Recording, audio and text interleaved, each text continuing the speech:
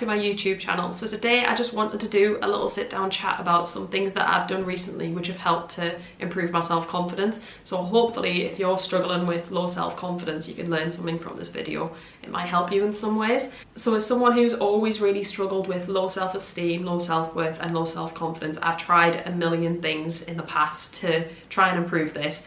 But I found recently that things actually have been improving, and so I'm going to talk through 5 things, and hopefully they might work for you, they might not. Try them out, be quite consistent with them as well. I think it's worth me saying that you're not going to do all these things today and everything's going to be sunshine and rainbows tomorrow and you're going to wake up super confident, because that's just not going to happen. I've been doing these things and I've been doing them consistently, and things are starting to improve slowly, but I'm still having really low days and days where I feel super shitty, and then some days where I'm like, no, like, you're getting somewhere here, like, you've got this. I wanted to do this video while I was in sort of like an optimistic mood and having a good week, because it's definitely not always like this. I think I'm just gradually tipping the scale at the minute, so it's kind of like I might have a good week and then a bad week, a good day, a bad day, but I'm just being consistent with the things that I'm going to talk through, and just knowing that like things can change, things aren't set in stone. I know how much progress I've made so far, so I know how much progress I can make. But yeah, I'm going to talk through 5 things.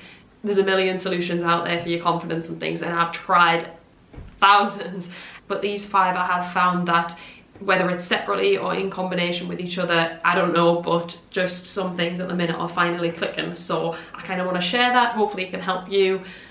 I don't know, we'll see. Anyways, these are in no particular order of importance or anything like that, but the first one's quite a funny one.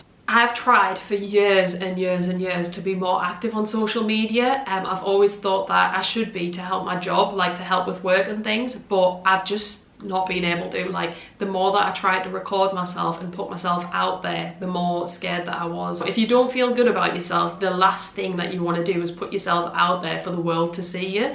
Like, you just don't want to do that. It just, if you can't even look at a recording of yourself, then you're probably not in a good place to put that out there on the internet where anyone can see it and anyone can judge or say things. It opens you up to a lot of criticism. And for the last couple of years, I have tried to record myself, record workouts, record like daily vlog type things, and I've just watched them back and been really upset. I would just watch it back, pick everything apart, my appearance, my presence on the camera, just everything. End up in a much worse place than I was before doing the recording, and every time I would just think, I'm not going to do this anymore because it makes me feel so low and so bad.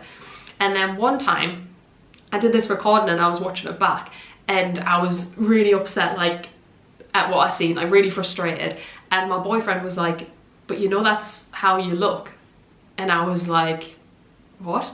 And he was like, you know, you actually look like that. Like, everyone else sees you that way, and the only person that doesn't see that is you. And I started crying. Like, I was so upset. I was like insulted. Because I was looking at this image of me thinking like, that is the worst thing in the world. Like, that is horrible. And then he was like, yeah, well, everyone else sees that. And I swear to God, I was so upset. Like, I didn't pick up the camera for a while after that. I was like so hurt. And then it wasn't until a couple of weeks later that I finally clicked, and I finally realized what he was trying to teach me and like trying to make me realize by that everyone else sees that. Like, the people that love me see me that way. Like, anyone I know sees me that way. The only person that can't accept that is me. Like, the only person that has an issue with that is me. It took some time for me to realize what he was actually saying there, and then I had this big like epiphany moment where I was like, oh my God, yeah, you're so right. Like, that is how I look, and the only person that doesn't accept that is me. Like, no one else cares what I look like. Like, everyone else has already accepted that. Everyone already knows that. The only person with the issue is me. So what I did after that was I started recording myself more often, and I didn't post it. So like, for months before I posted my first YouTube video, I was recording like daily vlogs and things and watching them back, and I swear it was so uncomfortable and just really awkward, and like, yeah, just uncomfortable watching them back, because I was like, this is horrible. Like, I hate what I see, but I just kept doing it and I kept watching it back. And then eventually, just the more you do something, the more normal it gets. The more I did it, the more I just started to accept the fact that that is actually who I am, and the only person that had to work on accepting that is me. I would definitely advise that if you do struggle with low self-esteem and things and accepting who you are, start recording yourself. You don't even have to post it ever, like you might not want to build your socials or anything like that, but if you just start seeing how other people see you more often, then you will get used to it and you will start to accept it, because the more you see something, the more normal it becomes. So that was a big one for me. So number 2, I started focusing more on my strengths and the things that I value in myself as a person outside of appearance. So really, when I meet someone, I don't value them as a person based on their appearance. I don't think someone's a good or a bad person based on their appearance. I think about the qualities they have as a human. So I started to look at those things in myself as well. Like, for example, I know that I am like a very, very caring person. I know that I have like a lot of compassion and a lot of empathy. I know I have a massive heart, and that is something that I value in myself more than anything else. I don't care about anything else half as much as I care about that, because that's who I am as a person and no one can take that from me. Everything about your appearance is subjective.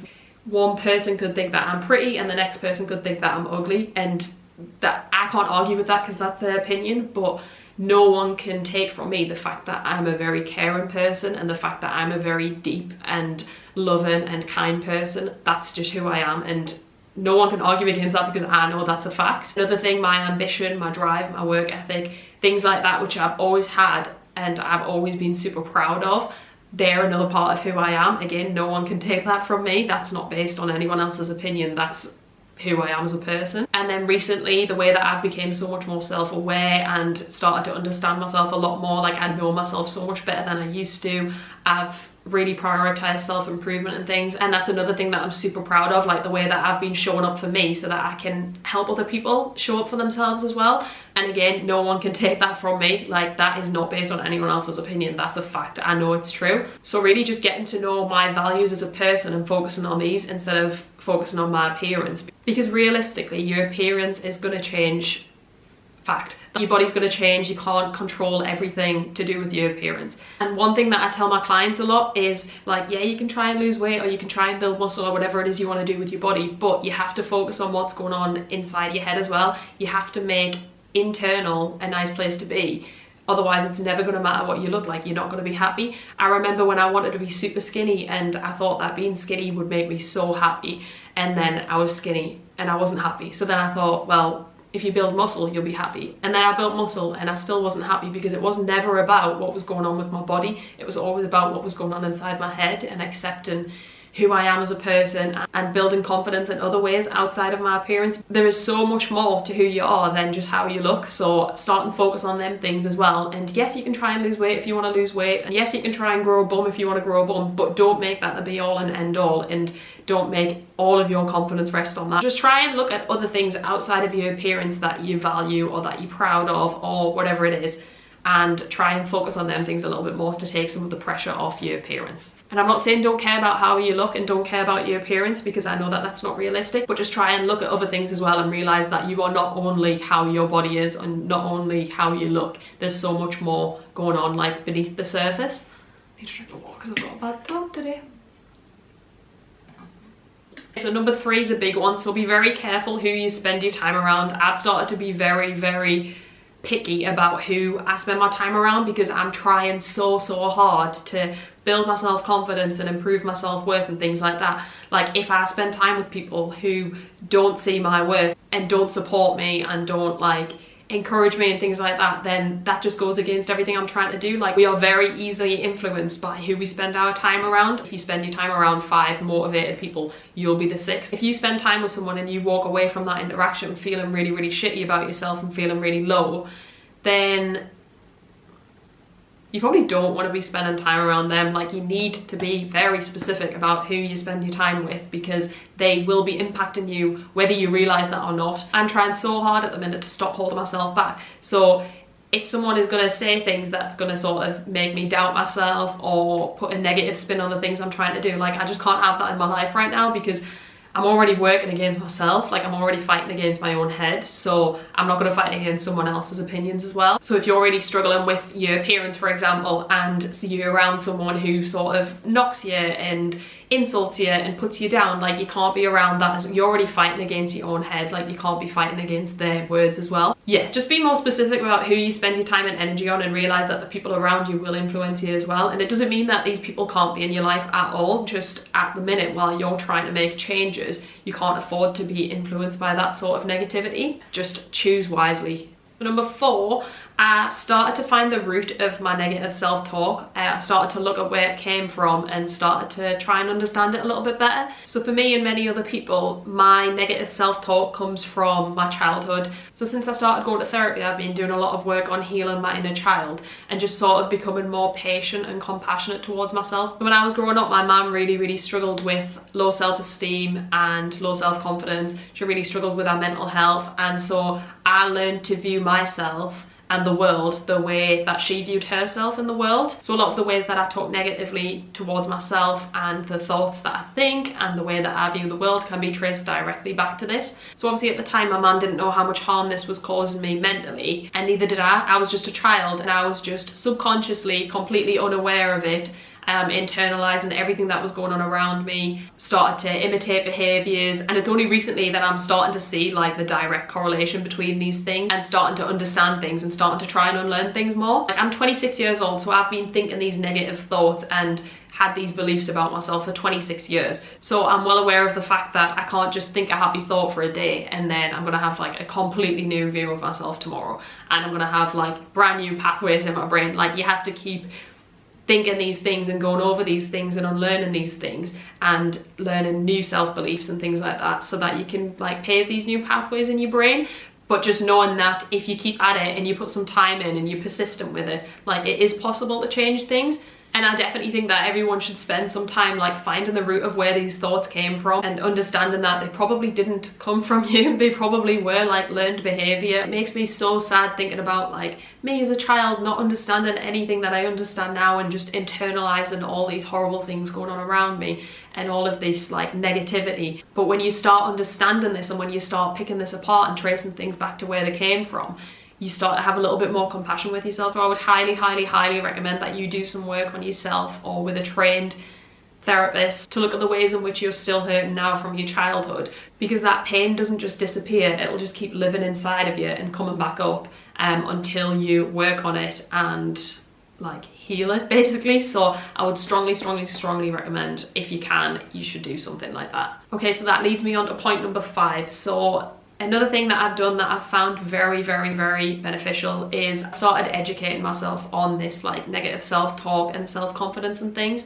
I used to believe that every thought that I had was fact and I would take it as fact, and so if I thought a bad thing about myself, I would be like, that is how it is. It's only recently that I've actually started questioning my thoughts and questioning my beliefs and realizing that the little voice in your head isn't actually who you are. That voice like wants you to stay where you are because it's easier, wants you to stay stuck and wants you to stay in the same place. But if you're trying to grow and trying to like grow your confidence and overcome things, you can't listen to that voice, because that voice will be the thing that holds you back. So I read something that said, if something scares you and if you're living in fear of something, then you should get to know that thing. So the more that you get to know something, the less scary it becomes, and the more you understand something, the less it will have control of you. So for example, that little voice that lives inside my head that is like constantly shit talking me and bringing me down and saying awful things about me isn't who I am. And it took a lot of getting to know myself and educating myself on these things for me to actually start and question that voice and think like, why are you saying that? Like, I don't think that. Like, I'm trying to think this. Shut up. I've been listening to that voice for like my whole life, and I honestly was scared of that voice because the things that that voice said were just awful, and I would just live in fear of when that voice started piping up and taking control of my mind again and making me think all these horrible things about myself. But by getting to know like how the mind works, I've started to understand more about the voice and question it, discredit it, just like stop letting it hold us back really. So I would definitely say educate yourself on the things that scare you. Learn more about how your mind works. You don't have to believe every thought that you think. It's not fact, it's just a thought. And it took me far too long to realize that, but we're getting somewhere. So yeah, that's my top 5 things that I feel like have helped me recently. I hope that you've learned something from this and that maybe you can take something away and try it yourself, and hopefully it works for you as well. Just remember, be persistent with it. The same as everything else, nothing is going to change in a day. Like, you have to give things time. So I hope you found this video useful, and if you did, could you please give it a like and subscribe to my channel if you haven't already? It would mean a lot. And if you do want to see more content like this, then leave a comment below. Thank you so much for watching. I really do appreciate it, and I will see you in the next one.